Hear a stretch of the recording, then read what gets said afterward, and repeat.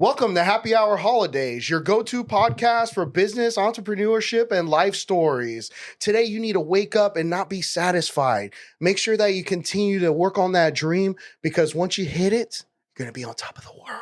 Today in studio, we got your host every single week, Manny Fresh. We got the resume, Sean Fabre, in studio as the co-host. And today we got an actress. We got Amanda Brown in studio, and she is up and coming and ready to take over the world. Amanda, so tell us a little bit of what sparked the interest in acting. Starting off when you were younger. A good question. I feel like I've analyzed this a lot since I started doing it. But my first theater show was The Wizard of Oz, and I played a munchkin. Oh my God. And I just remember I was 8 years old, and I just remember like having the best feeling. Like it really, one, boosted my self-confidence as a kid because, you know, you got to get on stage and you got to like sing and dance and act at the same time. And you're like, what is this? Because you don't do any of those things really naturally, you know? So once I started doing that, I had this realization. I just loved the collaboration and the creativity behind it and stuff. And I just remember it was the best feeling. And I just kind of carried that throughout the rest of my life and wanted to pursue something in theater, or I was like, I've just always been like a creative, an artist, so to speak. It sounds like you started at a young age. Did you also do like drama in high school as well? Or? Yes, I did actually. Yeah. Good question. I did drama. So whenever there's like an elective that you could pick, you know how in high school you could like pick the electives? Yeah. If there's ever like a drama or like a music or like a theater, I always kind of went for that. I noticed, still did my normal classes, but I really was always interested in that. Even in like, this is stupid, but like in literature class, whenever we like dive deep into like a text, I'd be like, wow, this is so cool. Like finding the deeper meaning of things and like really like analyzing things. I loved it. Yeah. So how did you prepare yourself? Like, let's just say you're an 8-year-old and you got all these people about to watch you. Yeah. Even like maybe subconsciously you didn't really notice it, but how did you prepare yourself, or how do you prepare yourself when you got to do something in front of people? Right. Or in front of a camera. Yeah. I guess the process is different and similar for, you know, as I'm an 8-year-old and now older. Yeah. But as an 8-year-old, I think you're like a lot more fearless and you don't really care as much. You know, I've always intuitively been like a introvert. So it definitely brought me out of my shell, and I realized I just kind of blossomed on stage. But to prepare really was just rehearsal, and kind of just like I would rehearse every weekend. Like as a kid, instead of going to like soccer practice like other kids did, like I was at theater, you know, and just like working on the next show, and you know, I just made the best of friends too. So it was like being with people who support you as well, and I think that speaks for any type of, you know, thing in life. As long as you're with people who support you, you'll find that confidence. Did you decide to pursue it further after high school, like go to college for theater, or? Right. So that's kind of where I got a little nervous, and I was just like, this is not realistic. Like I cannot do this. That's that negative self-talk. People don't say that to yourself. You can do anything. Right. You can. But at the time I was a little afraid. My mom is, she's very traditional. You know, she's like, go the nursing route. So I did end up pursuing my bachelor's in healthcare in college. So very practical. But I did, like I said, I took electives that were related to theater. And I did, in high school, I did a musical as well. And then I did the dance team. So it's like I was kind of always like performing per se. Yeah. And I always felt myself being myself in that realm. Yeah. And so once I got to college, I feel like I definitely disconnected with that, which is very dangerous at that age, I feel like, especially when you're like kind of trying to find yourself and like, I don't know, you're just so like molded by the world at that age that it could be hard to find yourself. So when you're disconnected from things that you like to do, it just kind of sets you in a spiral and like questioning a bunch of things, you know? Yeah, it's kind of crazy. As soon as like you hit 18 and real life hits and you're like, oh shit, I need to get a job. Bro. I got to pay for bills. I can no longer go after my dream, but you still can. You know, you can go to that job and then afterwards go to like an improv class, right? Right. I agree. Do stuff like that? It's all about the balance. Yes, I do. So right now I am in class. Oh, cool. We do like improv, we do scene study. So it's an acting class. It's an acting class, yes, specifically. But I started taking acting class a year ago. So like immediately after I graduated with my bachelor's degree, I was like, I don't know if I want to go into the healthcare world just yet. So I just kind of took this leap of faith, and I talked with this acting coach here in Tampa, and she spoke to me about not only like getting in touch with your artist side, but also the business side. I think people are very shocked to realize like this is a business, and you are, investing in yourself in all types of ways, to get out there. It is so cutthroat. Yeah. If you don't have, especially if you don't have anybody that's already in the industry, networking for yourself and, investing money into classes and headshots and all these things that you don't learn if you don't get into class. How much does the average class cost for that acting school that you go to? So right now I pay about $300 for Is that a month? 2 months. 2 months? Or like 1.5 to 2 months. That's not bad. Yeah. So it's not bad. Once a week, and it's like a 3-hour class. Once a week? Okay. Yeah. So that's good. So it's like $50 a week almost. No. 25 a week? I don't We know don't know about the math. She's an actress. That's not my forte.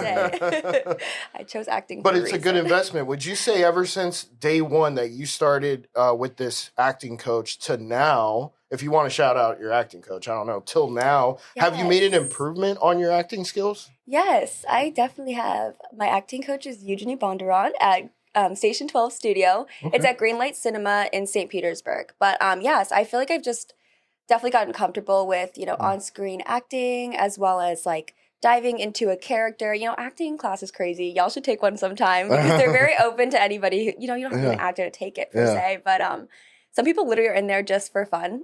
Yeah. They do not plan on like pursuing it as a career. I think you find that mostly in Florida. You go to LA, people are not taking acting classes for fun. They're like, I'm here to, but there it's more of like a very relaxed environment. And I love it. I just feel like I have sharpened up my skills in class. And honestly, it's the community too. Yeah.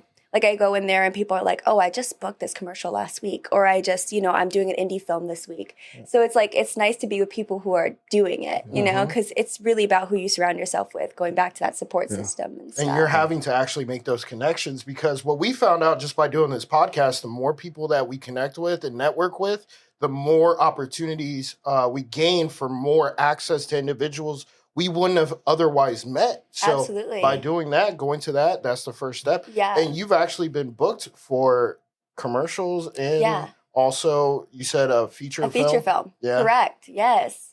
So my first year in TV and film was last year when I started and took that leap of faith in January. I really started working in March because I wanted to get my skills down, because going from theater to TV and film is very different. Yeah. You got to tone everything down, and it's just very minimal and basically subtleness, And so I started in student films, and then I had this audition. I just submitted it. That's kind of how it is. You just submit an audition and see if you hear back. Well, what's it just goes into the void, What's the submission consist of? Is it just like a highlight reel? No, actually. So it's like the breakdown of the role. It gives you all the information. So it's where it shoots, what's the character, how much it pays, is it non-union versus union, which means like SAG. I don't know if you guys have heard of the union for that. Screen Actors Guild Award? Correct. Screen Actors Guild. Yes, correct. That's like the union, or they'll have like non-union. Right now there's a lot of non-union because of the strike and stuff that happened. But that's what's in the breakdown, as well as, like the dates. So it gives you all the information. Yeah. So basically you have to figure out for yourself too, if you're self-submitting, do I fit this role? Or sometimes you could even play with it. Like, could they possibly see me in this role, even though this is not, the character breakdown per se? But so you just kind of audition, and most of the time you'll submit for the character or the breakdown, and then they will bid to you and reach out to you and be like, okay, now we want you to audition. So it's like kind of a multiple step process to even get into the room. Are you submitting headshots as well with the application? Mm-hmm. So you actually don't submit any real acting? They have to pick you just based off your headshot? No, you do. No, the audition doesn't is that like a video. Correct. You have to be called for an audition, right? Correct as well. So it's kind of like a twofold thing. You can submit just headshots depending on what the project is, but they probably won't give you an audition if you just have headshots. So, and that's what's so important about building up your resume and all your, your portfolio basically. So I have a lot of clips that I'll submit now. I have a reel that's put together, but honestly, in this day and age, casting directors have such little attention span, not in a negative way, but because everybody has so much material too. So they're going, next, next. They're looking at your material and they're very quick with it. So right now, in this state of the industry, I just have like clips. So I'll have like, a 20-second clip of like a drama that I was in, or like a 20-second clip of a comedy I was in, or like different roles as well, So you submit those with your headshots and your resume as well. So that's kind of like the whole package to submit to a breakdown. So how'd you get into your first actual job? Because you had nothing on your resume, right? Well, actually, you had 8th grade and you had drama in high school. No, but that's more. No, you don't put that, right? No, you don't put that on there? No. So what did you put on your resume then? The first one to get your first job? Because most people don't know how to break into it. So what kind of advice can you give to actually break into it if you have no resume? Right. This is so true because that's exactly where I was. Like, don't put your high school stuff on there. You can explain it to people at, your studio and stuff. But honestly, student films and things that they aren't paid, right? Yeah. But you're going to get footage. You're going to get, especially for like, be cautious in the roles that you choose, because that could also be like footage that like you kind of didn't want or not show the best parts of you. But yeah, definitely like realizing what you could do. What kind of characters they're looking for their film. And student films are very good at like, they're students. So it's like they got to turn this in a month. So what do you mean by student films? Like you go to a college and say, hey, I want to be in your film? Correct. Yeah. You don't physically have to go there. A lot of schools nowadays have like, they're online. So it's like they've got Facebook groups for auditions and stuff. They're looking for, 70-year-olds who can play grandma, and I'm sure, people are all over it. So there's just a bunch of Facebook groups. Yeah, there's so many like online resources when it comes to these things. But yeah, any film school. I did a lot at Full Sail University in Orlando. And I have auditioned for some at University of Tampa and Valencia as well. So UT would be like the closest one here. Kinda, yeah. They're a little, I feel like they have their own little hub of people that they pick from. Yeah. Because I haven't heard anything back from them yet. But I would say, when you have from zero, student films are the best thing to do. Yeah. And also it's just being on set is such a learning experience. Like I remember like a year ago, I watched so many YouTube videos on like how to kind of prepare myself for this. Yeah. And really it's just like all about real life experience, like getting out there and doing it, all these like terms that they throw out to you on set. It's like, you have to figure it out. Can't be like, what does that mean? Like if someone's screaming points at you and you're just like, what? And they're coming in with these big like, set things and you got to watch out basically. I learned that the hard way. I was like, duck. Was there? Yeah. So it's just like doing, I guess, even if things aren't paid at first, kind of putting your ego aside about that. And it's just like investing, in yourself. You're starting from zero, so, and then the students are also learning. So it's like they're learning how to work with actors, so it's really a great experience when you're in the beginning phase of this. So have you ever done an indie film? An indie film I have not done. And those are usually also the same, right? They're unpaid, I believe. Yeah, typically. Unless you're like... Typically unpaid and non-union. Maybe not always non-union, but could that be another way to break into the film industry? Yeah, absolutely. The acting industry? Because, those people actually know what they're doing, right? They're just looking to break in as a director or producer or whatever, so they see these group of people with, nominal experience, and then they're like, okay, well, we need someone who wants to work for free but wants to build their resume. Let's go look for this actor or actress. Right. Is there a lot of those here in Florida, at least? I feel like I haven't really found that many. No. There are a lot of independent filmmakers in Florida, yes. No. But I think like getting casted on those are very difficult in my experience, because even if I look on like Facebook groups, it'll be like they posted it one day and they've casted it that same day. So it's like you've got to be on the ball. Yeah. So it's like... So they're getting like probably hundreds of auditions. Yeah. Yes, exactly. Especially because... Florida is not the biggest hub for it, so it's like people are waiting. Yeah, they're just like something comes up. I got it. Exactly. Probably refresh all the time. And there's probably a million people wanting to act too. Well, I wouldn't say a million. There's only 23 million people in Florida, but shit, if anything, your best opportunity is in Florida, or what we were talking about, because Los Angeles got ravaged by these fires, that now people are probably going to move over to the East Coast, like New York or Atlanta, to start filming.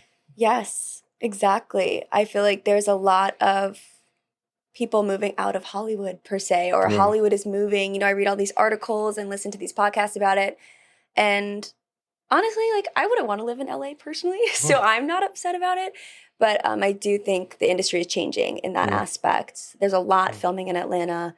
There's a lot of even like, you know, acting coaches. And ever since COVID, the whole world is different as well. Like, I only this past year have gotten like one audition in person. And that was a callback. So it's like you can't even get into the room if your audition isn't good per se, you know. So you have to do Not like always, a Zoom audition. Yeah. Basically. That's a little weird. It is so strange. Yeah, it's strange because you see like faces. Topic. Is it like, I mean, you would rather do it in person, right? Or not really? It depends. No? I don't know. I really like to be able to just like self-tape my audition. And then send it, right? Then send it. And I'm like, if they're interested, they'll get back. And I just go about my day. The work-life balance is better. But you said it best earlier in the podcast. You said that they have so much content to go through that they're only looking at a few minutes, if that, and then going next. Right. If you have them right in front of you, you could take their time and actually force them to see, okay, well, this is actually a good actress or actor. Yeah. And Zoom, I don't know. So have you done a Zoom audition? I have. Is a Zoom audition where you act into the Zoom camera? Yeah. See, I feel it's like so strange. It is because it's a lag, right? It's a lag between what you're seeing, what they're hearing.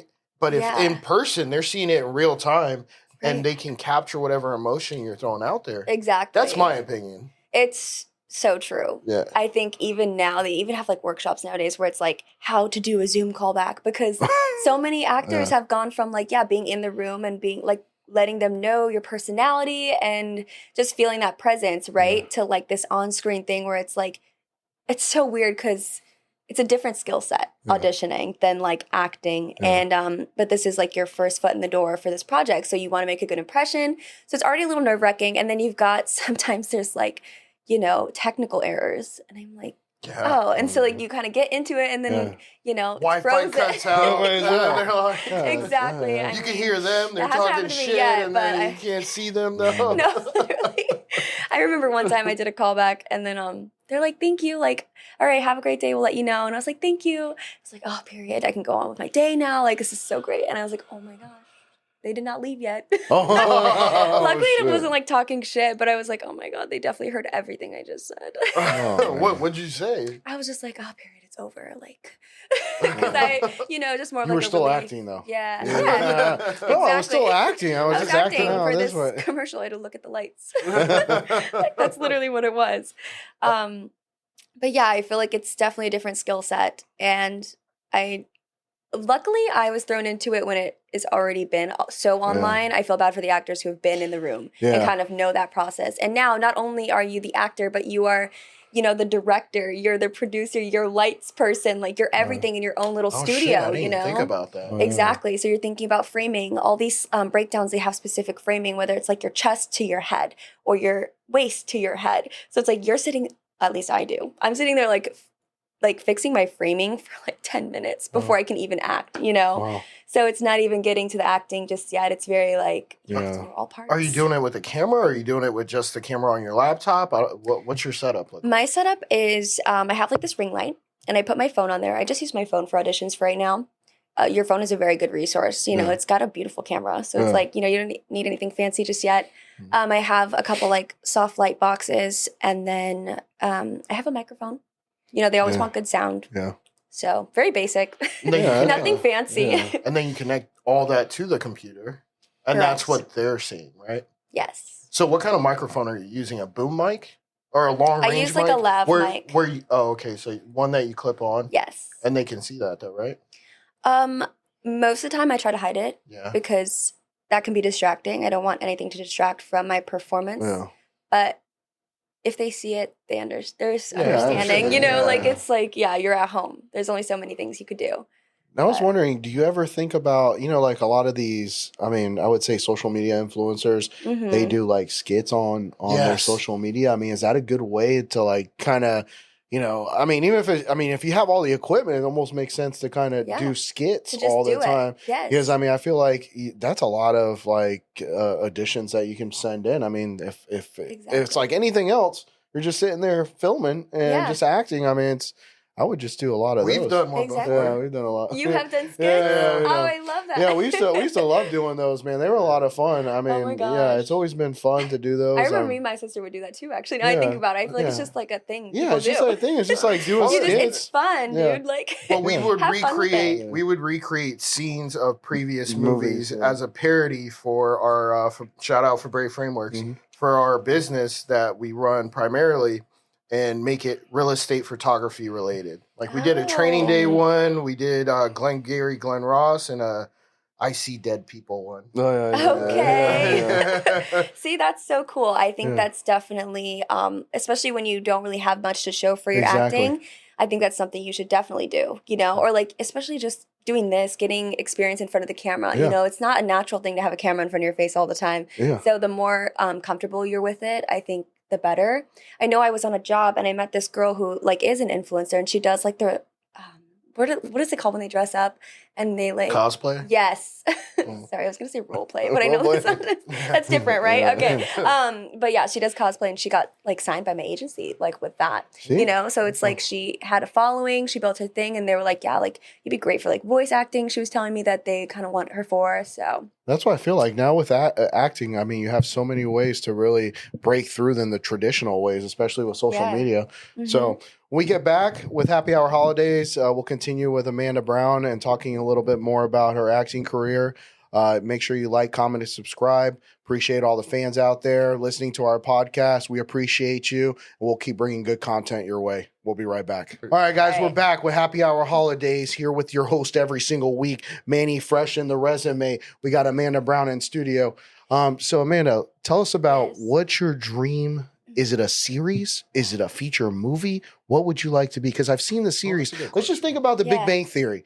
Those fucking people are worth like an episode, $100 million. We're talking about Sheldon. You know, it's not a feature film. I think they were all getting $1 million an episode. But watching Entourage, you know, I love Entourage. It's one of my favorites. So I kind of know the movie industry from that. That's where, and I've watched that. I started that one a little bit. Dude, it's like, it kind of goes, Ari Gold is the fucking man. I wish I was him. But no, I mean, literally you see that people technically like the series, like if you don't want to be in a series, if you've done features, like it's like going backwards. But at the same time, those series, I mean, you're the same character, but you're making so much fucking money off reoccurring revenue. I like that, but also only series by these major like HBO, you know, maybe AMC. Like when you start doing NCIS, I don't know. I feel like that's because Entourage was HBO, right? Yeah, HBO. Yeah. So to back to his question, I mean, series or feature or what's your end goal in acting? My end goal, I would say it's a series regular. Yeah, series regular. That would be comedy, drama. Crime. One of my favorite shows is Modern Family. So I always say, like, if that was like a show I could have been on, Modern Family. But also, like, Game of Thrones, loved that show. So honestly, I would kind of take anything, I guess. But I'm not gonna be picky right now. Anything to be a series regular. But so that's kind of the end goal of it. Yeah. And this sounds like, you know, very whatever, but just to be happy with it as well. To have a work-life balance with it would be great. Like if I'm not a series regular, but I have like a life outside of it. I'm not like chasing fame with this either. Yeah. I think it's another thing when I approach this or like tell people about it, they're like, oh, like you just want to be famous. Blah, blah, blah, blah. It's refreshing. I'm like, actually, block those people out. I know. That's why I don't tell as many people anymore. Yeah. But I actually would really not want to be famous. If it comes with it, with the acting, then... But you're screwed. You're going to be famous. Then I'm just screwed. You're going to be famous regardless. Then it just happens. But it's not what I'm chasing. It's more so, the end goal would be... Marvel too. Marvel. I like that. I like the X-Men. Not many series in Marvel. I mean, just a couple, but they get shut down after a season or two. Yeah. I think only Loki lasted 2 seasons. Yeah. I mean, if you're doing it to be passionate, I mean, that's the way to go. Yeah, I agree. I think also you can't go with that mindset in this industry. They always say, like, if you could do anything else besides acting, do it. Because people literally are like, I'm telling you, don't do it. Don't do it. Well, and I know it's like discouraging, but if you can get through that hump of people telling you don't do it and you're still wanting to do it, then obviously it's meant for you, you know, in a way. My advice is at the end of the day, who is paying your bills? It's not the people's opinions that are paying your bills. Exactly. At the end of the day, you are. So whatever you want to do and whatever makes you happy is what you have to do. Fuck all the naysayers because they can't picture themselves where you want to be. So you should never take advice from those people. Yes. Ever. I agree. Yeah. And I feel like I can even get a read on people immediately, especially as like being a server and like the industry that I work in, I can get a read on people pretty quickly. And like, I don't think I'd ever tell you like what I'm actually trying to do. Cause you know, I get regulars that are like, oh, you graduated. Like, what do you want to do now? I'm like, I don't know. You know, just kind of protecting that peace and honestly never telling people what you are into until it's actually out and you can confirm that you're in it, because I hear these stories about how like people, you know, they watch a premiere with their family and they ended up being cut out of the movie. I've heard that. You know? Yeah. So it's like also that's kind of why you have to be very cautious and like, yeah, you got the role, but did you make the final good? Who knows? I mean, that hasn't happened to me yet, but I'm sure it will someday. It's just like these things you go through. It will not happen. You got to tell yourself that. Yes. It will not happen. It will not happen to me. Yeah. It's manifesting. Yeah, definitely. Positivity is. And that, you know, that's the thing we were talking off camera. It's not, you know, when your mom was telling you, hey, you got to do nursing, not you got to, but, you know, you should do something like that. And I heard, you know, Denzel say it. He goes, you don't need anything to fall back on. When you're prophesizing something, and let's say you say, I'm never make this shot, or I always miss this thing, you're prophesizing it. And what happens is it happens. And then you go, why did it happen? It's because you already said it. Yeah. It's the law of attraction. Yeah. So you have to tell yourself, hey, this is what's going to happen. I don't need to fall back. Now, it's great to have it, but at the same time, if you're really chasing that dream, you know, you can't. You got to give 100% towards it. And I mean, you're going to have sleepless nights, whatever it is, but that's the way it is. And I feel like sometimes parents just trying to be, they don't understand. Good for you. But You're at the Spanish, same time. Right? I'm half Filipino, half white. A lot of people think I'm Spanish. Yeah. Okay, but you know what's good is Spanish and Filipino parents are the same. Yeah, it's good that I look, you know, different and like mixed, because I could play like a lot of different roles. As like my agents tell me, I'm ethnically ambiguous, which is a lot of breakdowns nowadays. It's like they're not really looking for somebody who's so categorically white or black or etc. But you know, you look mixed. Yeah. Like normal people do nowadays. You know, it's very normal. So you have an agent. I do. How did you acquire that agent, or did she acquire you? I acquired the agent, or through he or she or self whoever. Submission. Yeah, I have 3 agents. At the one agency. Yeah, so they're like under one agency, but I have like 3 specific agents. So I'm signed with them commercially and theatrically. You want to shout out the agents? Or? Yes, Level Talent Group, Kelly, Katie, and Brittany. Love you guys. They work so hard, and it's just an amazing agency to be with. As my first one, especially because are they out of they've just Florida? They're Tampa. Oh shit. Mm-hmm. They work so hard, and it's just nice to be with an agency that kind of, you know, just takes you under their wing. And, you know, if you have any questions, like they're always there for you. And, you know, I've heard some stories about agencies who are not. So I'm really glad that I picked the one that, you know, is going to help me along my journey and just kind of building a relationship as well. Do they suggest what you should or should not audition for? Or do they say audition for everything? Or how's that go with an agency? So what they do is they will submit you for jobs that they think you fit, or that like casting directors will pick you for. Like they'll never put you up for a job that they don't think you could get. You know what I mean? They're not going to send you blindly into something that, you know, they're like, oh, you can't book this. Because that's kind of setting you up for failure. Yeah. So it's like, and really the way they make money is if we make money. So. Yeah. Oh, actually, that makes sense. Right. Yeah, because they're not going to set you up for failure because they want to make money as well. Exactly. While also helping you reach your goal. Exactly. That's awesome. Mm-hmm. And then the Florida industry is so like small when it comes to like commercial work and like casting. You know, we got Disney, we got Universal. Like the people who cast these commercials are the same people over and over again. So it's like they're not going to, you know, like kind of send you off to them for like so many different roles, because then that kind of is like, do they know her, or, you know, does she know what she wants out of certain commercial work, I guess, you know, so. So have they only been trying to go after film, or have they also been going after theater? Because, I mean, the Strat Center's right there, and they host plays there Oh, true. if I'm not mistaken. You know, I don't know if they Either represent that people or for the theater. Florida Theater. Yeah. Or no, the Tampa Theater. Tampa Theater, yeah. There you go. That's the one I was I thinking don't know about. if they represent people for like theater, like musicals. When I said theatrical, I mean like TV and film. Oh, So okay. like those are different realms. I'm not sure if they do, but I would look into that. But I'm sure they do because they, you know, they cross lanes Well, pretty you frequently. have done that before. I have, yes. Yeah. That's like my background. I wouldn't go back to doing musicals at this age just because it's a lot of work. It's a lot of work. You're putting like months and months into, you know, a production for it to show for a couple weekends, at least here. You know, if you're on Broadway, that's a different story. Yeah. But like at least here in this industry, in this hub. But so I'm represented by them with TV and film and commercial work. What's the typical casting character that you play? It's usually like a high schooler, even though I'm not in high school, which is really nice. I look younger for my age. So yeah, I feel like I'm typecast as, you know, high school age or college age. And so far I've kind of done like romantic lead or like daughter, student. Yeah, just a lot of things that kind of fit me, I guess. Well, I was about to say, if you think about it, you've gone through life. You've been a student in high school. You've been a student in college. So playing those roles should actually come naturally to you. They do. Yes, exactly. So I feel like I definitely feel I can grasp a character that identifies with those things. So when they told me that they would send me on things for that specifically, I'm like, good. I'm glad we're on the same page because I cannot see, you know, myself as like a single mom of 4. No hate to that. I don't think I like look like that or sound like that just yet. But then again, damn, you must have had them all at 14. Yeah, right.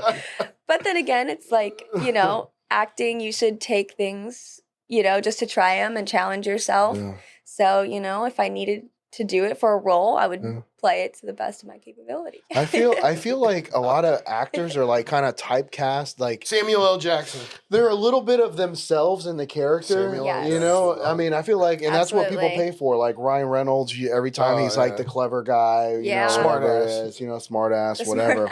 When you do any characters, do you feel like you have a little bit of yourself in the character? You know, some of your absolutely. Yeah. I think, you know, I'm a natural empath. Yeah. And so I feel like I already like step into people's shoes or like see what it's like through their eyes. Obviously can't feel it fully, but I try to, you know, step into that character's shoes and I really feel the feelings and I'm very, I can access those feelings pretty quickly. Yeah. I think that's important in this industry as well. Like if you're, you know, very cold-hearted and you can't learn to empathize with people, I don't think this is the industry for you, or like you shouldn't really pursue that. You're trying to portray a person, you know, and the human experience is so complex that if you, not saying you have to experience all these things, but if you don't know how to, you know, get angry, feel sad. Like like I would say that's like my weakest point is getting angry because I'm not a very angry person. Honestly, so after you're talking right now, I couldn't really see you angry. Yeah, I know. I couldn't either. I know. So that's like but then what the I've monster been working comes on. out. You got to watch out with those. Yeah, I do have a good on-set like scream. Oh yeah. Yeah, I didn't practice, but I had to do it once on set, and then the director was like, "That was so good. Like I actually felt like you were, you know, struggling and in pain." I was like, "Thank you." I've been working on that my whole life. So that's another thing. When you're practicing that scream, what do the neighbors say? Oh my God, we got to call the cops. You know what? She's being killed. Yeah, right? You would think I practice it, but it's so funny. I actually practice how I look doing it. I do it silent at home in the mirror. It looks psychotic, but I think it's like, I don't know. I practice like, obviously you have to, you know, fuck it on set. You know, you got to commit or it's shit. Yeah. So they say. But I do practice like what I look like while I'm screaming. And I'm like, does it look horror? Does it look sad? Does it look scary? Like, what am I looking like? You know? Because you have to portray the emotions properly as well. Yeah, because the mirror is like really important with acting. Because what you were talking about, I mean, really, you got to be able to flip the switch from angry to sad. And you got to know your emotions. Yes. You know, that's the only one I couldn't be able to do is like cry. That's like the hardest one. Yeah, that one's tough. That was tough. I feel like it's tough because not that I like can't cry on cue, but it's more so like you're in the hustle and bustle of like, okay, you know, we're 5 minutes behind on schedule. You need to do this right now. Like in the script, it says to cry. So like you have to have that one tear. Like it's always that pressure. And not that that's like happened, but you know, you're always on set with different people. So if a director's telling you to like, you need to cry here, it's like, okay, yeah, you feel a little more pressure. I'm like, okay, what if the cries don't come? Like the tears aren't there. I always think about Tropic Thunder. Hey, didn't you have like a dog that died or something? If he cries, you cry harder, man. Right. It's like all these situations. And, you know, you just got to learn that, like, you know, what's a situation that you were really upset or you were angry or you were like so happy. So like, everything's got to these moments in your life. refer back to is what the key is. Refer back to a memory and then gain that emotion back from that memory as if you were reliving it. Definitely. That's like, is that what that's it definitely, oh, sorry, excuse me.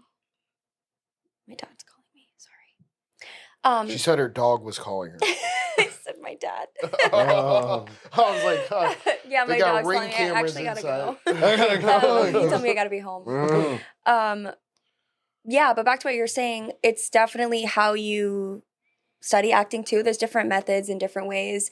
But yeah, that would be more so emotional recall, I guess, is kind of putting yourself in a moment of like, when did you lose somebody? How did you feel when you were grieving, et cetera, et cetera. So this is how this character is feeling. And yeah, just relating it to your own life. You think method acting is taking it a step too far? Kind of like Jared Leto. He kind of overtakes the role and doesn't stop until it's done.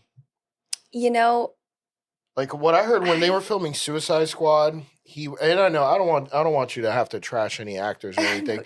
Will Smith said that he would receive like dead fish in his trailer from Jared Leto because he wouldn't stop playing the Joker, and he was like, "Bro, that shit would freak me out to the point where I'd have to tell him, yo, you better stop or I'm gonna knock you out." Right. I feel like some people take it too far. Heath Ledger was also a method actor, and he committed suicide right after playing the Joker.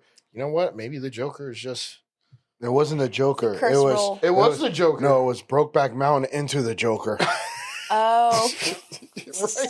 I completely forgot about that. Right? You go from... Oh, wait, was it actually? Yeah. From that? Yeah. Oh. Well, I don't know if it was No, it was. But I think a mixture of like, you know... It was after The Dark Knight. It was after The Dark Knight where he played the Joker, but the movie before was Brokeback Mountain. So he had to play, you know, a gay dude, and then he had to play a sadistic psychopath.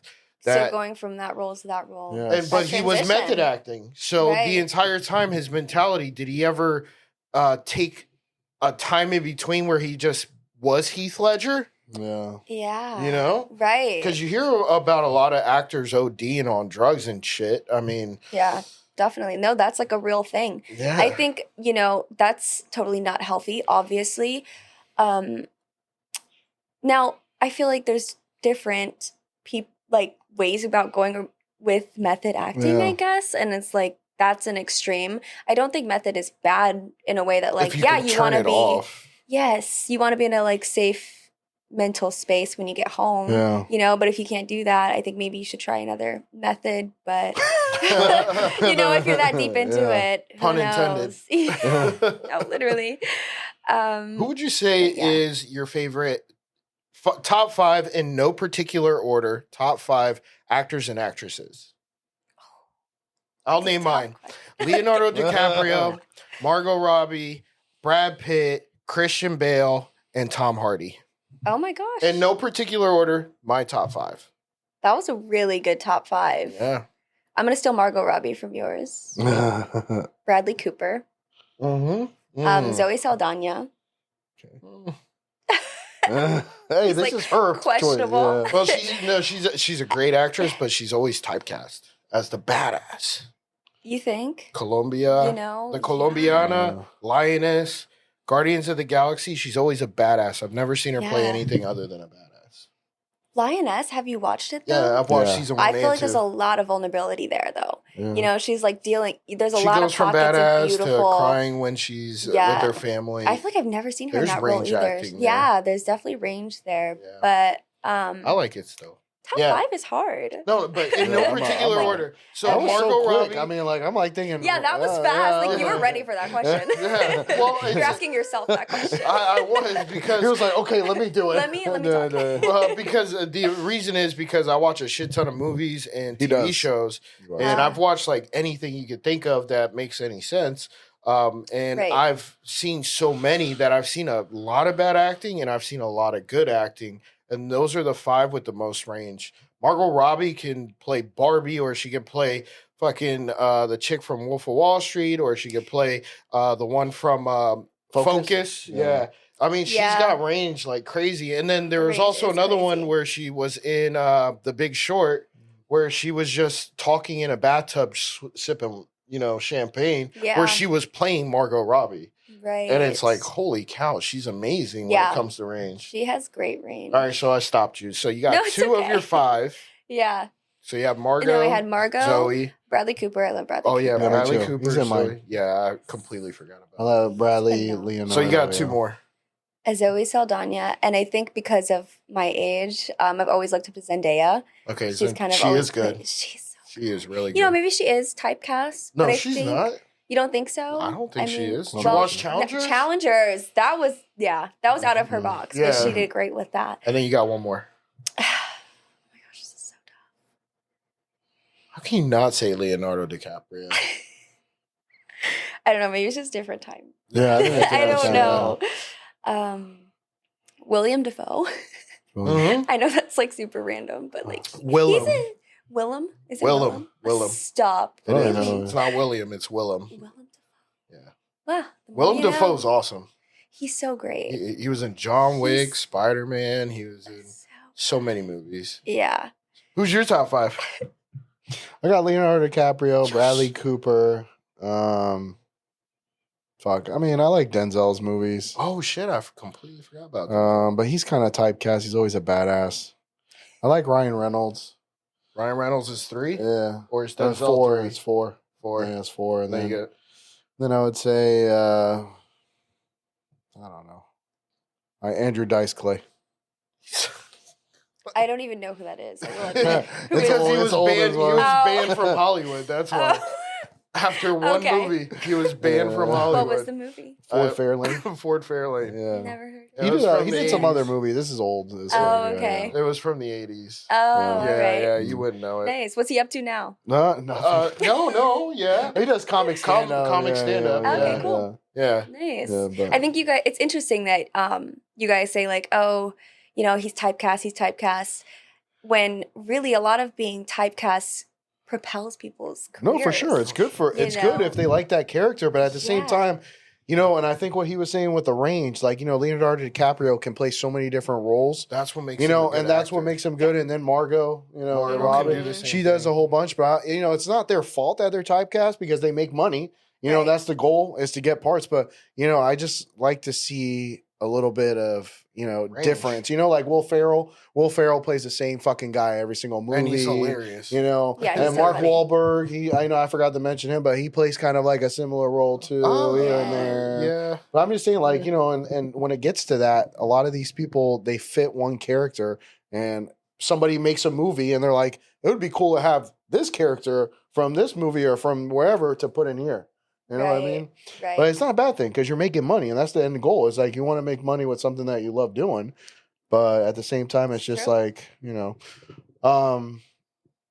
be right back with Happy Hour Holidays. We kind of got a little bit away on the time. We'll be right back. Like, comment, and subscribe. Bye. Welcome back to Happy Hour Holidays. And as we were continuing the talk about these typecasting actors and all that kind of stuff, and who are the top 5, we were just kind of talking about range, how these actors can play different characters, because a lot of times you feel like they're just playing the same character in different movies, which isn't a bad thing because you get paid, right? Right. Yeah. Samuel L. Jackson is the highest ever accumulated paid actor in Hollywood, and he attributes that to playing the same role in every single movie that he ever plays. And he said he's okay with it because he doesn't need any awards in order to do what he loves, and he loves acting. So typecast isn't horrible. Remember that Seinfeld where Kramer was? Oh, yeah. They typecasted me. They typecasted me. I got gonorrhea again.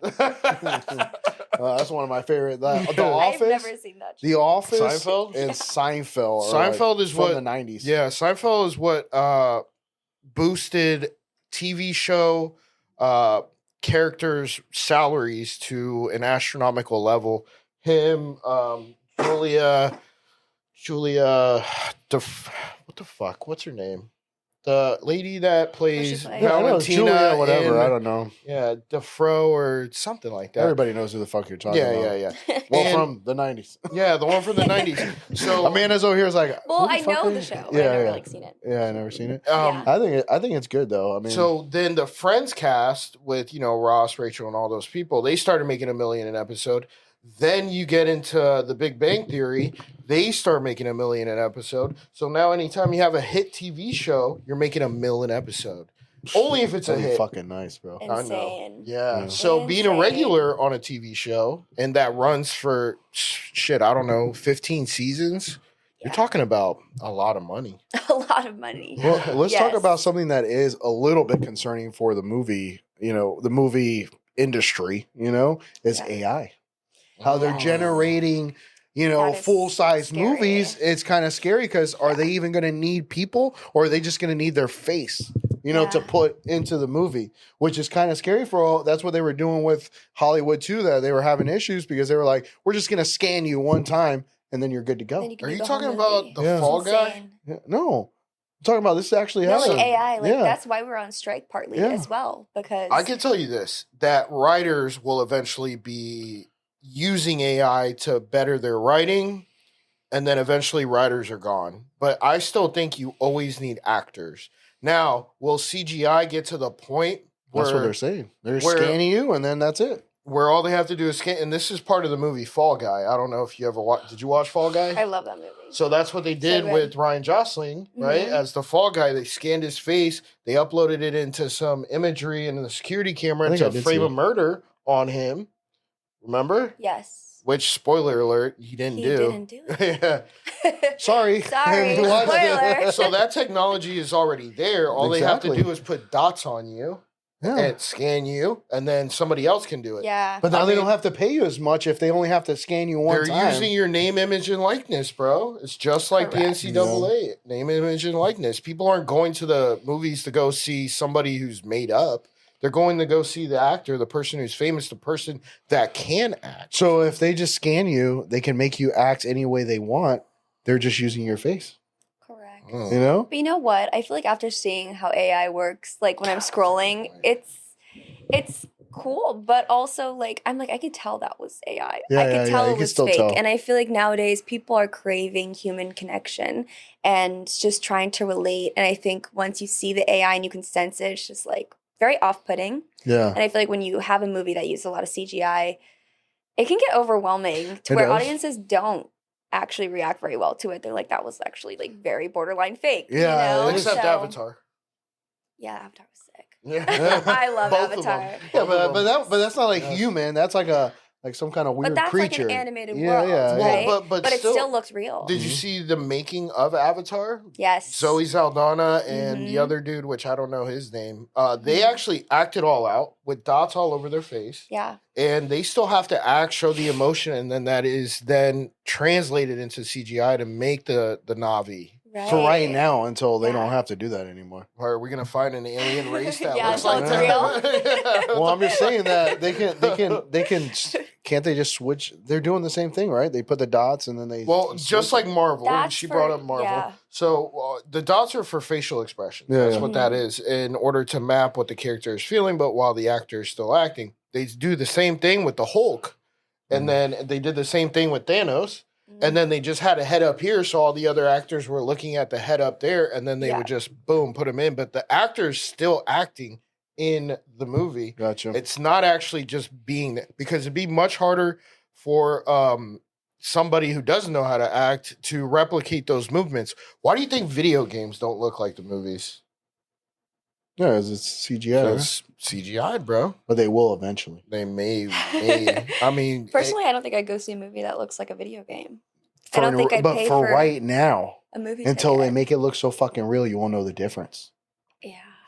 See, that's what's concerning. And Yeah. I think for people in the industry, like that's what they're protesting. Yeah. It's like, don't replace us because one, you can't, people won't like it as much, you know? And in the grand scheme of things, if you think about it, TV and movies have been around for not that long on the timeline of life, really. 50s, so it's like, right? So that wasn't even 100 years ago. No. So it's like, yes, it's changing, but when is it to we reject that much change? You know what I mean? Because I feel like it's just maybe advancing a little too much and too fast.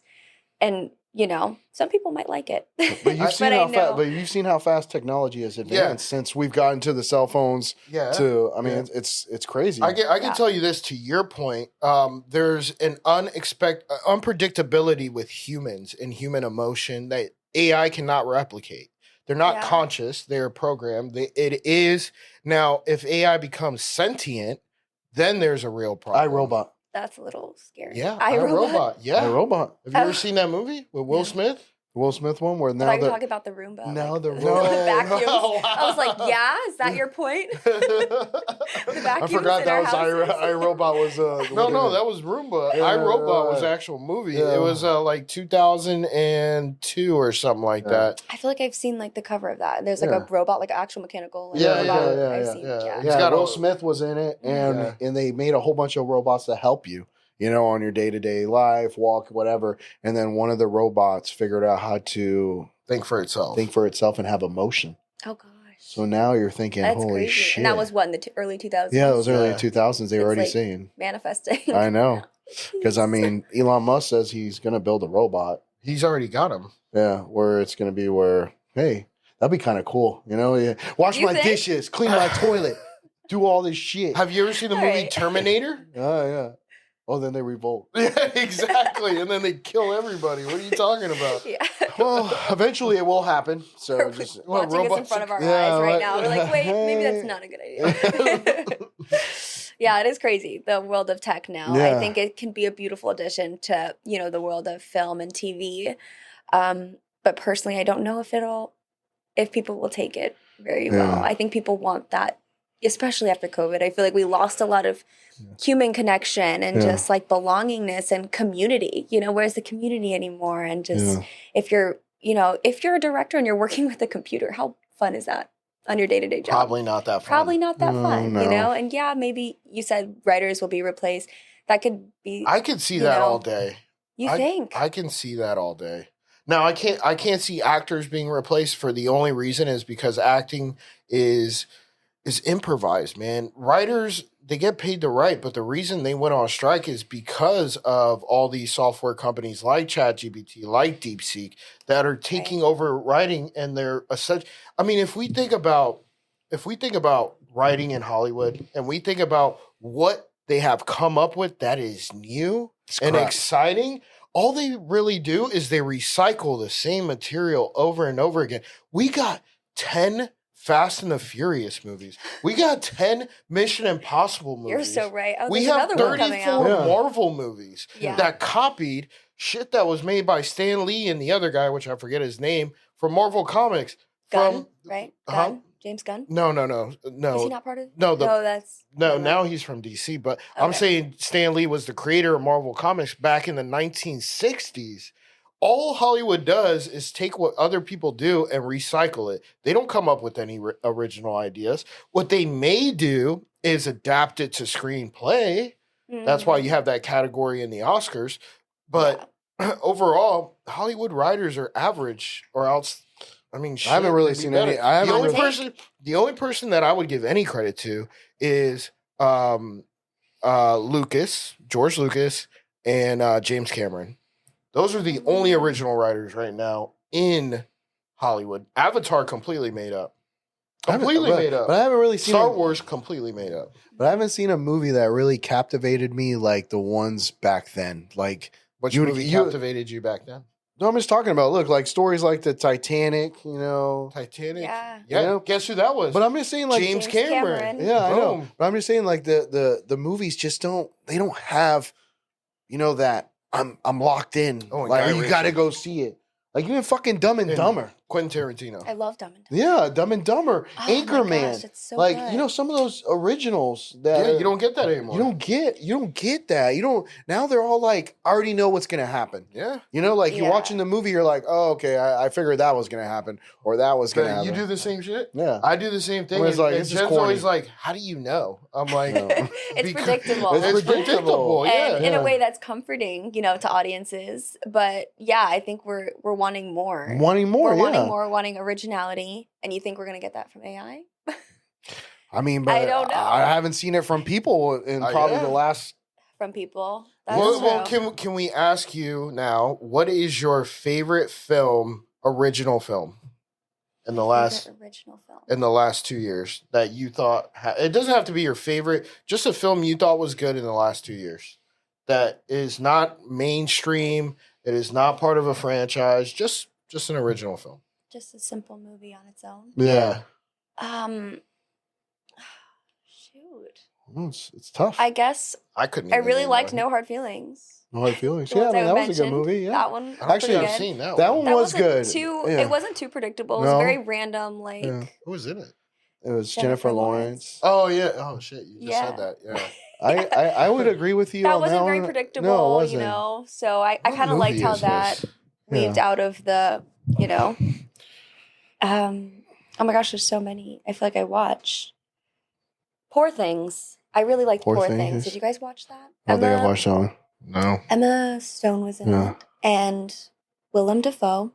Oh. And it was basically, it Oh shit. was a very I have interesting seen this film. one. Yeah, about It kind was of hilarious. Like, It Yeah, it was was good. hilarious. wait, No Hard Feelings or Yeah, yeah. No Poor Hard Things? Feelings. Oh, okay. Yeah. I was like, Poor Things is like I wouldn't say it's hilarious. So She you was- guys haven't seen that one? No. Add that to your list. Yeah. That's a very What is it? Poor Things? They talked about it and how their prep was very theatrical. They spent like months doing like theater training and just like, being in a space together and learning to support each other. And the story's so interesting. I thought it was just a beautiful movie. And yeah, that was one of those where you're like, What the fuck? but Yeah. you think about Brought it, back to you know? life by an unorthodox scientist, a young woman runs off with a lawyer on a whirlwind adventure across the continents.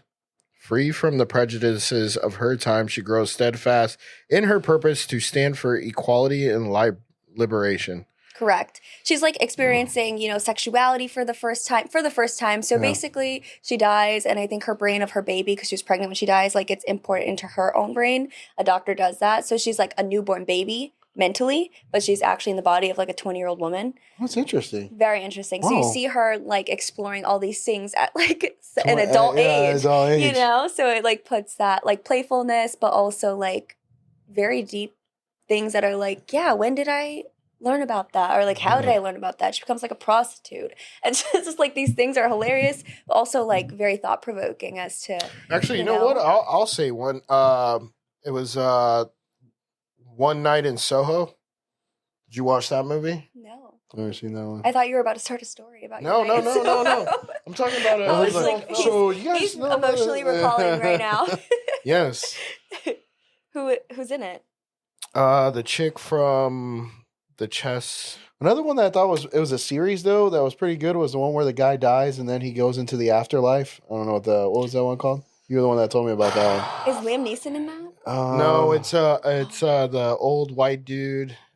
Fuck, Well, man. anyways, Well, that was the guy dies, and and I think this could be a possibility in the future that you get like a scan of an afterlife where you can. It's called Afterlife. afterlife, but you It's can called actually Afterlife. feel like well, you can't. I mean, What it's like to die? yeah, Ah. you die, and then they put you in this like luxury world. So it's like a program, but your conscious is still in that world. So you're not really dead. You're like in a Oh, but you're kind of living. you're kind of living As you're dead. Yeah, as you're dead. Oh, It's interesting. Yeah, it's a really cool It makes one. you think, yeah. Well, the whole I thing love was movies that about make you think. they were supposed to go to hell, but their whole point of it was really purgatory that they were living in was so they could prove themselves that they can redeem themselves. Instead of going to hell, they would go up to heaven. It's weird. It's really, That's really weird. that is Another one. another original You guys one, need to watch actually. this. It's called Blink Twice. Have you seen that? I saw that one. Oh my god. That was Epstein Island. Crazy. Is that what it's based off of? Yeah, Oh my God, I guess that Channing- wasn't original thought then. That was like real life. I was like, Wait, I was with like, Channing this- Tatum? Yeah. yeah. Yeah, I saw that and That I was was like, crazy. that must be fucking Epstein Island. Yeah. What they do to Fucked up people. one. Yeah, I watched on the plane. I was- That was like Epstein And Island. someone was like, what are you watching? I was like, business. It's a free movie on here, okay? Okay, I take it back, Hollywood writers. You guys do a good job. Yeah, I was about to say. I'm still They're not mediocre. blockbuster hits. I'll tell you, but- I'll give the 80s and 90s movies a million times better than what I've seen out here. I think we need to give them more credit though, because A little bit more. their platforms on how you watch movies now are so different, right? You've got all these different streamings and all these different ways to buy the movie. Like you could buy the movie through Prime Video and have the movie through Prime Video. You know what I mean? Yeah. So it's like, it's hard. Think about being, a film writer or producer, and you're like, where is this movie going to end up? Like it may not end up on the big screen because that was the dream, back then. I don't even think now there's a it's big like- screen anymore, is there? Yeah, go to I AMC still go to the Veterans. movies. Really? Yeah, I go love to the AMC movies. Veterans. Yeah, I it's can't like a believe it. safe space for me, for Yeah. sure. Go watch it in Dolby Cinema. That's the best I one. didn't even think that they were. Dolby both- Cinema. I haven't been into there yet. Is it good? Well, you go to the AMC. The AMC, yeah. Veterans, and you go into the Dolby Cinema, bro. Oh my God, it is a Really? different experience. You got different sound, you have different visuals. I love that. It's amazing. I'm gonna have to check that out. Me and my wife, I have the premiere. we live in Stubs. New Tampa. So do I. So You? we live in New Tampa. Instead of going to that one, we'll drive all the way over the here. Veterans, right? It's Yeah, to so the good. Veterans. From Tunnel because the Sasa? Highwoods one's not. The Highwoods one sucks. It It's sucks. got that little old vibey feel, but Yeah. it's It's like 100%. They got an old 50s car. They have like they have like those neon lights. Oh That's like my- 50s. And all the chairs. It's cute. None of Yeah. them are retractable, so it's like, Yeah, And I then you know. go We're over there. spoiled with that. yeah. I only go to Cine Bistro. Okay, Cine Bistro's. sit down. Cine Bistro's decent. The services ain't good anyways. Isn't that one in Hyde Park? Yeah, that's the one in my park. Yeah. I haven't gone to the movies bougie. in years. See, that's the thing. That's why your It's like wife's it's leaving almost you. like people aren't going. That's the thing, is like people aren't going to the theaters anymore. It's sad, Yeah. and it affects the industry a lot as to like probably how much they care about the movie, you know, Yeah. and like it's being made. They're like, well, this is just going to Tubi, Yeah. not to hate on Tubi. There's a lot of great things, but it's just like that's not as big as the big screen at AMC. Yeah. I don't know. Have you ever been to a premiere at AMC Veterans? Like, Never know. let's never say been either. Captain America, Brave New World comes out on the 14th, but really they have pre-showings on the 13th. Thursday, If you yeah. go on the 14th, which is a Friday, and you actually sit down and you pick like a 6 p.m. Movie time at the Dolby Cinema, that place is packed. It is straight up packed. You're so right, especially for Marvel. Yeah. Now, People if you show go, up. yeah, but if you go to Highwoods, even on the premiere place is empty. If it's a Really? good, yeah, it's. I didn't know Empty. that. You So- do go to the theater like that. Oh, I'm an Watches AMC everything. A Stubs reward Wow. member. You Yeah. need to get into this business. You know so much about it. I love movies. Yeah, or like agent, manager, like No. there's so many different ways. I listen to all the podcasts. I listen to podcasts of directors speaking how they could direct actors, or like agents, how they got into I listen to all like aspects of it, and I feel like there's a place for everybody if you want to be in it. Yeah. Problem is, we're not in the state where it is something that is prevalent. So Yet, I feel like Florida will come back. Yeah.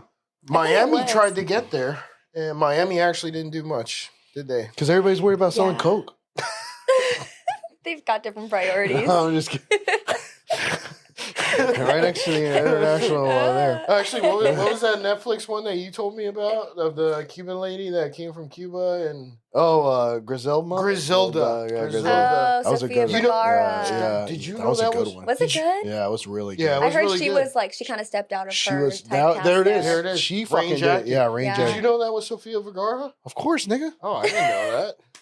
I'm crying. I had They no clue. transformed her though. They like She put a had, bunch like, of this prosthetics nose. on. Yeah, they gave her that big ass nose. I watched a video of her process. Yeah, She the looks so fucking different. family was pissed off because they said that it didn't look like. I was like, bro, did you see the original Griselda? This was a fucking upgrade. You guys got lucky. Because they should have fucking put, the Beast from Beauty and the Beast. You know? I know. I think the family was like suing. I the know. They production were or like, something. That doesn't look like her. Yeah. You know, it's like, you what the? serious? Yeah, I think so. Yeah, Because misrepresentation. Yeah. I was like, bro, you guys got fucking lucky. You got Sofia Vergara. That's like Jordan Belfort suing because Leonardo DiCaprio doesn't look like him. Yeah, that's basically what it was. That's stupid. Yeah, this is a hot take too, but I also think there's a lot of people who are afraid to write now because of the sensitivity of audiences. Obviously, like I'm a very like, I'm not going to touch that either. I get it.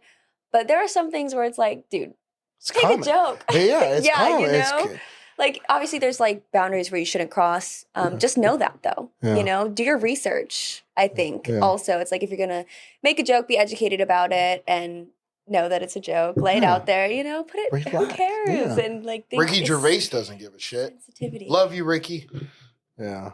No, without a Shout doubt. out Ricky. You don't know who Ricky Gervais Yeah, is? I know who the fuck he is, man. You know? No, I don't know who that is. Is he a comedian? Yeah, he's a comedian. Okay. Comedian, he produced The Office. You I'm still have embarrassed that never I seen don't the know that. fucking Office? I've seen some of The Office, Okay. yeah. I just All right, haven't guys. watched it like chronologically. I'll watch like these random episodes. Do we have time for final words? No? So we'll have to do it on the next one? No time. Aw. Can you do one more? Yeah. Okay. Coming back for a part 2. Yeah, part 2. All right, guys, and we're we're so back with good. Happy Hour Holidays. We kind of just Last one. cut it right All there, 10 seconds, and then boom, You got the time, right? it blew up. Yeah, I got to. 22 minutes. She says she's not charging for this session. Yeah, this session's good. Next time we'll talk about it. How many people call your people? What the fuck? Damn, we don't have any people. Does an Jokes. attorney count? No, she's got an agent. So yeah, so Me too. you know what? We have an agent too. Steve Fantetti with Fantetti Legal and Sports Empowerment Agency. He's a sports agent. Nice. Yeah. Wait, that's sick. You guys are with them? Yeah, well, No, he's just a buddy of ours. it's a buddy of Oh, ours. Yeah, he started. okay. He was our corporate attorney for our business, and then he wanted to do something more, and he started the empowerment. Was it? Isn't it Empowerment Athletics? Yeah, empowerment athletics or athletic empower. Yeah. Nice. But anyway, one of so those now he's two. representing a whole bunch of because now the NIL deals and all this stuff, people are making money. He represents NFL players and NCAA. players, and then high school players coming up trying to get some deals from Eventually college. podcasters. Yeah, and maybe podcasters. Maybe. No, Yeah. no, he specializes in sports. So, Yeah. yeah. I see. He's just Yeah. a friend Okay. of ours. Yeah. Cool. See, Amanda, did you hear that? You're a friend of ours. Amanda, have you ever thought about a movie in your head, like like kind of you think about like weird, I'm just like thinking like a movie that you kind of thought about in your head, Mhm. just like skidded it out in your head, like I don't know, What do you mean? Kind of. almost like like I don't know, I just like back then I used to think about movies that I think, oh my god, You can this make would into a be movie. funny, yeah, like Yeah. like you start putting pieces together of scenes. And then you start going, oh my God, I think this movie would be fucking hilarious. So, I'm just like, I don't know if you've ever done that, but Are you I've done talking it. about that every making day. one up? Yeah, making a movie, but Yeah, it's bro. That's this why I piece in your published head. a book. Yeah. Oh yeah, he did publish a book. Yeah, I'm did publishing publish a my book? second one actually, which Okay. is going to be called The Broken Paradox. That's why we call him the resume because he makes sure to let everybody know I'm this, I'm this, You call him I'm the this. resume. Hey, you gotta tell him. Let him know. That's it. Let them know. I feel like I do that every day. Like I'm always doing like these little things. Like I'm just like that was funny. Like I could make that into a bit. Exactly. Not like a movie per se. Like, But I like don't a know, bit, whole- right? Like a bit. I'm like that was crazy. And Like that's I what feel like that's- someone needs to see that happen again. and that's what And you write that down? Yeah. And Right. that's I what, need to start writing it down. But that's why I Or, think or type it down. the social media aspect of it could be huge for people looking to break through in the acting because I'm just thinking there's so many it's like a free platform to put skits. You yeah. know? You're so right. I mean, it I could just- be. That's another thing too. Is I know I watched this YouTube video of this guy who got onto Stranger Things because somebody looked at like this little skit he made. Yeah. He put on YouTube. And that's They're it, like, right? dude, that was so good. Like, and Yeah. he like got his role on Stranger Things on that. Yeah. It's crazy. Like, create your own things. And another thing about being in this industry is like, you have to have a life outside of it because if you're Yeah. sitting there waiting on news for like, if you booked it, you're gonna go crazy. You're Yeah. gonna, you can't define your worth based off bookings, based on the money you make from that job. It's like It's you the got to have quality. things outside of Yeah. that. Yeah, your quality of life. Are you just talking about additional sources of income? Is that what you mean? I guess not she totally. was It kinda could be both. yeah. It could be both. Or are you talking about like a social aspect? That part too. It's everything. You want to be a well-rounded person. How can you portray human characters who have experienced real life when you don't? You sit there on the couch waiting for an email, a call, or a call. I say email because no, it's probably it's not funny. It was probably calls back then. Yeah. Damn, how old am I? No, I'm just kidding. Well, if you book something like big, yeah, I'm sure your agent's gonna call you. Yeah. But like, and not saying I haven't done anything like too big, but like a Marvel, they're probably gonna call you. Yeah, they're gonna call you. They're gonna be like, listen, you got the fucking role. Right. That's actually what they did with Gal Gadot when she made Wonder Woman. Or got the Wonder Woman part. She was in an airplane. She's so good in that. Connected to the Wi-Fi, and her agent called her, not emailed her, called her, and she started. Wow. She started not like, that old. Well, shit, bro. Crazy. I mean, Wonder Woman. It's Wonder Woman, right? Yeah. Started screaming on the plane. Well, not screaming, but super excited. And the guy next to her didn't even know she was an actress. Right. She was actually on her way back to Israel because that was her home country. And she was going to quit acting until she got that phone call mid-flight. I love that. Wild. You always hear those stories, huh? When they're about to quit. Yeah. Just happens. John Krasinski with The Office. John Krasinski. Oh, really? Yeah. He was about to quit. Yeah. Until he got that role. True story. You didn't know that? Yeah. Shit, Jim? I also read Jim Jenna, Halpert. Halpert. the girl who played Pam. Oh, is yeah, her Pam. name? Yeah, Pam. Jenna Fisher. I read her book on the actor's life, and she was the same way. It's crazy. She put all her experiences into a book, and she's like, I was just at the point where like I was done, and she like, got this little audition for this pilot that was happening, and she was like, I don't know what's gonna happen with this, and just I love it. But they were all living. They were all living in LA though at that time, right? I think so. I think she was saying she was living in LA for a while. I think before she got that role. But she did a couple other ones. She was on Dewey Cox. Hall Pass. She was on Hall Pass, but that was after the Office. I think Dewey Cox might have been before. I mean, John Krasinski has been by far a more impactful actor after The Office. And Steve Carell. You think? Well, name other people that have been in large movies. John Krasinski did the Jack Ryan season 1, season 2, season 3. He also created A Quiet Place. Yeah. Quiet Place 1, Quiet Place 2. He created that movie? Yeah, he was a writer or director or something like that. What about the Indian girl? The Indian girl had a show. No. I don't know. Not anything good. I don't even know. Steve Carell, Kelly. Oh, yeah, Kelly Kapoor. Yeah, Kelly Kapoor, yeah. And then Steve Carell. But he was already kind of. No, he wasn't, bro. He was 40-year-old virgin. No, that was after The Office. It was? Yeah, Steve Carell blew up after The Office, and then nobody wanted to cast Jim because everybody associated him with Jim Halpert. Yeah. Yeah, so that's another thing. And the same with Rainn Wilson, who played Dwight. I mean, he's played in a few movies, but I mean, he was in Sahara with Matthew McConaughey and Rocker. The Rocker? Yeah, the Rocker guy. And then, The Rocker. Are you talking about the movie? Yeah, the movie. The movie. Yeah. And then also he played the rich billionaire in The Meg. And then other than that, he hasn't done much. But these people are receiving residuals off of every time their show. I'm good. Yeah. Send me the checks. Why I don't give a fuck about working. Bro, can you think about a movie Jerry Seinfeld has done? None. I Can. Frosted. It's on Netflix. It's with Melissa McCarthy. And it's about Pop-Tarts and Kellogg's. Oh, yeah, I remember that one. Did you watch the movie? Yeah, I watched that one. It's a whole movie about. It's a whole movie. On how but it's all about comedy. It's about comedy. Oh, It's comedy, but it's based on the truth. Yeah. But that's the only movie he's done. And it took him how many? 20 fucking years? He probably didn't want to do anything. I mean, he is no, I don't think he's the richest actor ever, but he's worth like close to like 500 million. I got that in my fucking pocketbook. From a show. Don't we all? From a show. From a show. Residuals are very different nowadays too. I was just listening to a podcast and someone said that because theirs is like on Netflix, it's not the same as it would have been if it was on like a TV show, know? So like payouts are very different nowadays too. So it's like that was like the booming time, but now it's just like it is harder to actors make always money. fighting. Yeah, no, I mean it's really hard to make money because of all those streaming services. I mean, it's like well, then again, it's also providing a way to create content because Netflix comes out with movies. I mean, Amazon Prime comes out with movies. But they're probably taking a big chunk out of those shows and movies because they're like, you want it on our platform, It's, well, sure. But it's not like there's multiple networks nowadays. So have you ever heard of the Rings of Power? Mm-mm. No? Have you heard of Lord of the Rings? Yeah. So the Rings of Power is a 2-season. It's been greenlit for a third, and it is a prequel to the Lord of the Rings. And that show, those individuals, Amazon is paying to be able to do it to J.R. Tolkien or whatever the hell the name is.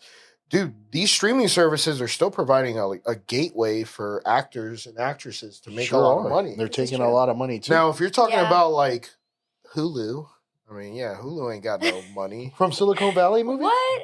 Why you say like Hulu? Well, I'm just saying. Hulu, I feel like Hulu and Netflix are pretty, No, you know. not I even would say close. so. I used to love Hulu, but I then love YouTube Hulu. TV came out, and then I just YouTube TV? Yeah. Really? What? Where the You're fuck are you into live? YouTube TV? Yeah, I love YouTube TV. Is that more for sports? No, well, No, this it's have literally sports, TV. but it's TV. It's like a cable. It's like it's like Hulu. it has like all the channels there like that. Once that came out, I dropped Hulu because this one was way better. But it's just like having I'm gonna have to look into that. Spectrum. I have Spectrum. I mean, I love Spectrum. Well, it went from like fucking $60 to now it's like almost 100. But that's some of the Dan, how sports much stuff. do you pay for your internet? For internet? I think like 60. All right, so now you're really at 160. Yeah. That's how much I pay for Spectrum. That's crazy.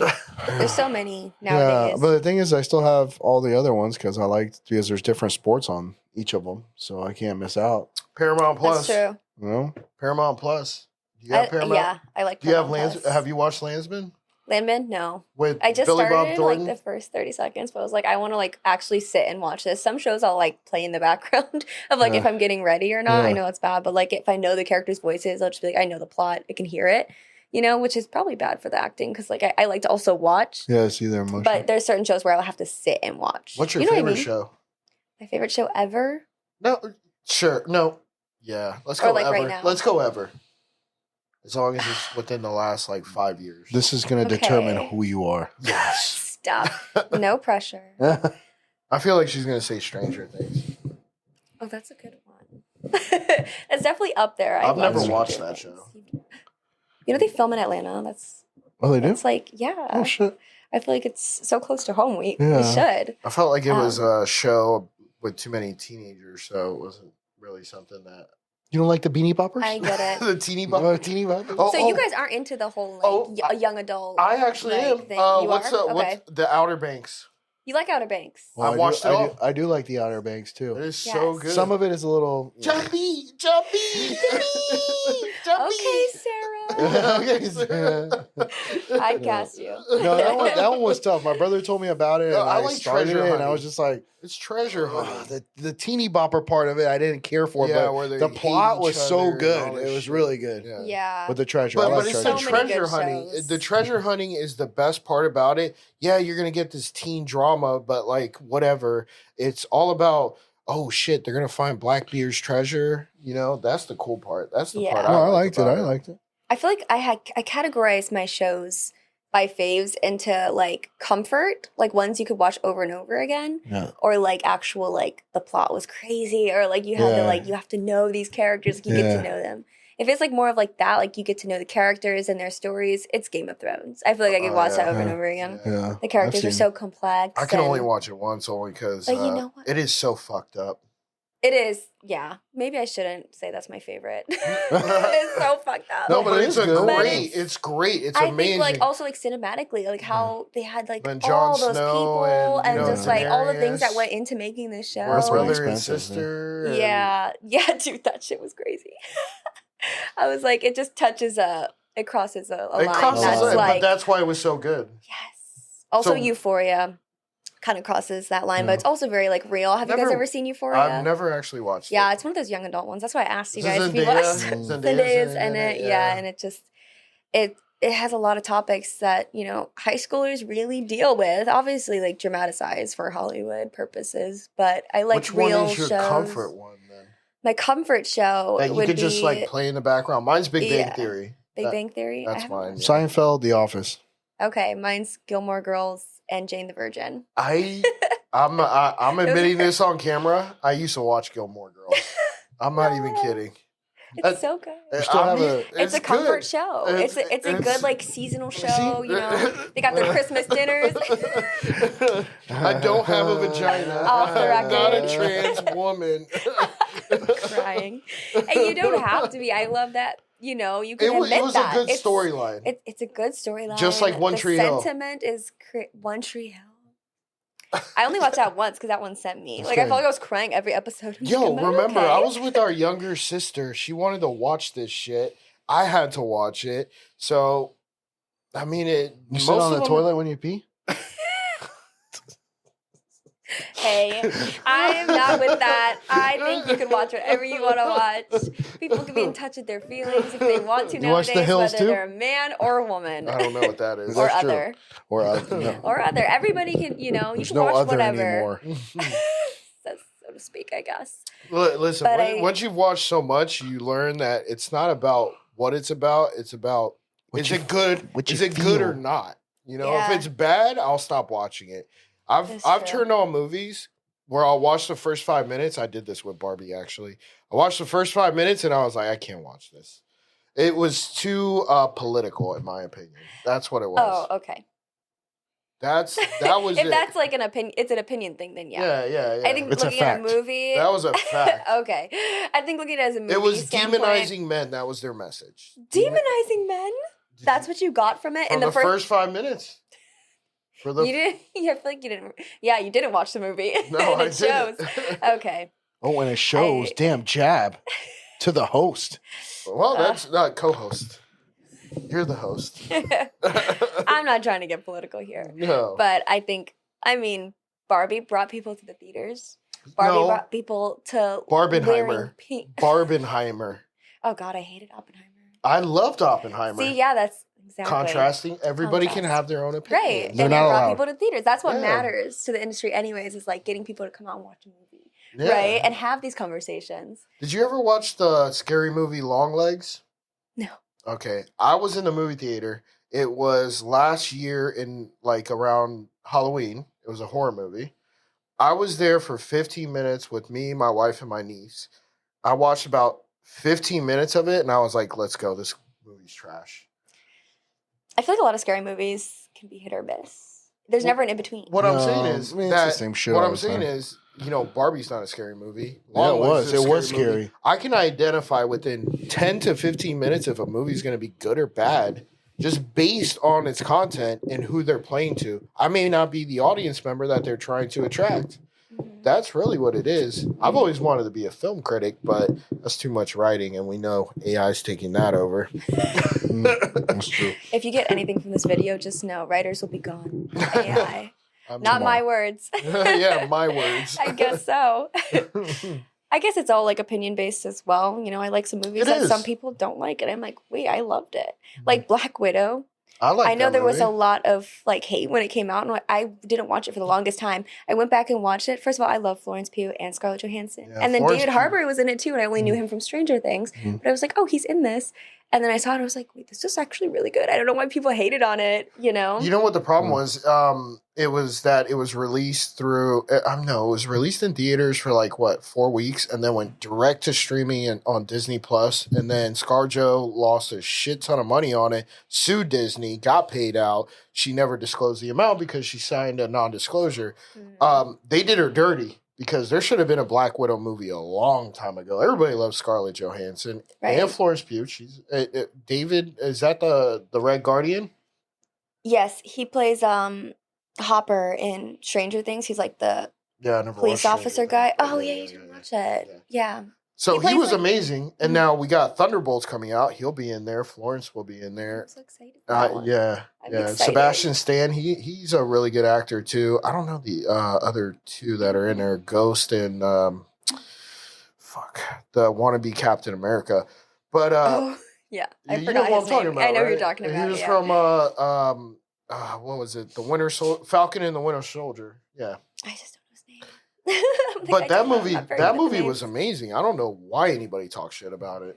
And I that just heard a final lot of- scene, while spoiler alert, the entire Don't red do it. room was falling out of the sky, and she's got no parachute, and she's fucking No, flying through the literally. sky, bro. That's she insane. did that for real. Yeah, Yeah. that's crazy. I don't have to watch it now. I didn't know she had to sign an NDA about. I didn't know about all that drama. Maybe That that's why she it wasn't sued good. Disney? Yeah, I didn't know. Yeah. Maybe that's why people were hating on it. I didn't know. But like I said, I think it's in the eye of the beholder, right? Yeah. As people say. And that's the beauty of movie making, I think, is like, hey, this could land and this might not. So what's your favorite Marvel movie ever? I can tell you mine. Captain America, Once the again. First Avenger. What's yours? Oh, let me tell you mine. Captain just America, the select. First Avenger. Now you go. Captain America, First Avenger. Yep. That wasn't the very first one, right? With him and then No. okay. But it was the first Captain America. Captain America, the First Avenger. It's when he's skinny and then they juice Oh him yeah, up. okay. I just watched that last night. Yeah, that's rewatched it. It was that's a really good. one, yeah. That one's so good. I think that one is really good because there's not many like different realms and like universes and things going on that you could just focus on like the main plot. Mine would be Guardians of the Galaxy. Which volume? 1, 2, or 3? I loved 3 because I love Rocket, but I'm gonna have Super to go dark. with 1. It was really dark. Yeah, it was. Sam That was Raimi was the really director. sad. Yeah. Oh, it was a different director this Sam time Raimi. around? No, it Was was it- James Gunn. It was James Gunn on that Okay. one. Okay, I was thinking about Doctor Strange. But yeah, he decided to go. That one That was actually the last movie he made for Marvel before he left to DC. Wow. I did not know that. What about yours? For what? Marvel movie. X-Men. X-Men. Oh, okay. Okay. Yeah, I know. I'm not. I mean, I like Marvel, Original. but I'm not. We got 2 minutes, 20 seconds. All right, 2 minutes. Amanda, we really appreciate you coming on Happy Hour Holidays. Thank What do for you having me. have to tell the audience, somebody who may be aspiring to be an actress or an actor, or anything you want to tell us about the movie industry that you figured out? Tell the audience, kind of educate them real quick. Yeah, of course. I would say pack a couple things. Confidence, delusion, and motivation. You know, you got to have pockets of motivation throughout the day. It's literally an industry of rejection. You're told no 99% of the time. So You you're know. like a salesperson. So really, yeah, and get used to it until, you know, and take those yeses and callbacks and yeah, we'll see you. Take those as wins. Even if it's just little things. Even if you don't book the job, take everything as a win because yeah, rejection can be tough and you just have to you got to have that tough shell for it. And like I said, be delusional. Manifest, you know. I'm like, I picture myself on a Marvel set this year. That's how I Yes. think, you know. Hell yeah. I will be on the set. The this Young year. Avengers. I literally wrote that in my manifesting journal. The Is Young it? It's in 3 Avengers? years from now. Yeah. No way. It's possible. Guys, come back to this in 3 years. No, I'm just Yeah. kidding. No, absolutely do. Yeah. Yeah. No, I'm like taking stunt training classes. Oh, really? Yeah. That's Yeah. awesome. Yeah, and be prepared. That's another thing is like tomorrow you could be handed this role and it's like if you don't have the skill set or like you're not prepared, hello, they're going to go with somebody else who's ready, you Yeah. know? So be ready at all times. That's great. I mean, that's the way you got to be in life. I mean, you just got to manifest it, work as hard as you can, because you can always, as long as you're on time, you're consistent, you can always outwork somebody who's more talented to you.